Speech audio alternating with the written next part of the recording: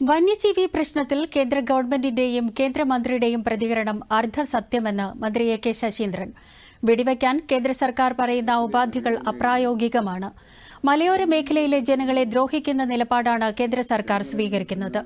അതിർത്തിയിലെ ഫെൻസിംഗ് കൂടുതൽ പ്രവർത്തനക്ഷമമാക്കുമെന്നും മന്ത്രി പറഞ്ഞു. ഉത്കണ്ഠയോട് നീതി പുലർത്താത്തതും അവരുടെ ആവശ്യങ്ങളെ നിരാകരിക്കുന്നതുമായ ഒരു നിലപാടാണ്. ബഹുമാനപ്പെട്ട കേന്ദ്രമന്ത്രി പറഞ്ഞതുപോലെ വനത്തിന്